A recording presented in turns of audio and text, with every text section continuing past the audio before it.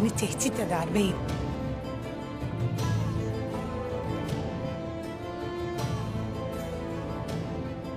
Sultan Alaaddin istediğim uç beyliğini bana vermeyecek hatun. Devleti sultanların yönettiğini zannederler. Bilesin ki böyle düşünenler her vakit yanılmıştır beyim. Saadet'in köpeği mi dersin? Saadettin köpek gibi nice devlet adamlarının gücüdür devleti devlet yapan. Siyaset de bir savaştır beyim. Takdir edersin ki bunu en iyi ağabeyim Gümüştekin bilir. Bunca vakittir Konya'da senin için, obamız için ter döker durur. İstediğini getirmeden dönmeyecektir.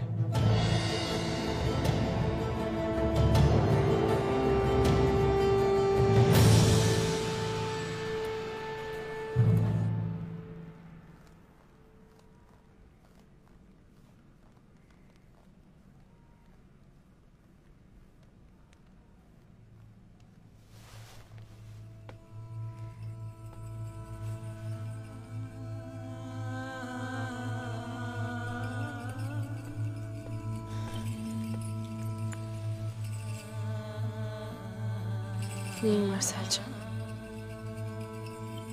Bir şeyim yoktur Halime. Artık hiçbir şeyim yoktur. Mazim gözümde canlandı. Gün doğdumla evleneceğim gün pek bir sevinmiştim. Dünyalar benim olmuştu. Şimdi çadırlarımızı ayırdık. Gök kubbe başıma yıkıldı. Kardeşim desen istemediğim biriyle evlenir. Şer bildiğimiz her şeyde mutlaka bir hayır vardır Selcan. Sen gönlünü ferah tut.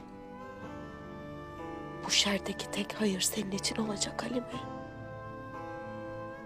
Selcan. Gökçe'nin yüreğindeki fırtına dinmez bilirim. Elinde olsaydı Ertuğrul Bey'imin hatunu olmak isterdi. Onu da bilirim.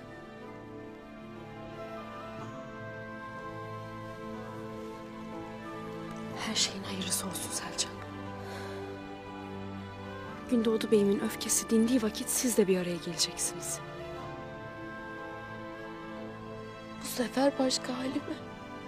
Aramızda büyük uçurumlar var. Ne kadar öfkeli de olsa Gündoğdu'mun gözleri eskisi gibi bakmaz. Kim bilir? Belki de beyimin yüreğine başka bir hatunun sevdası düşmüştür.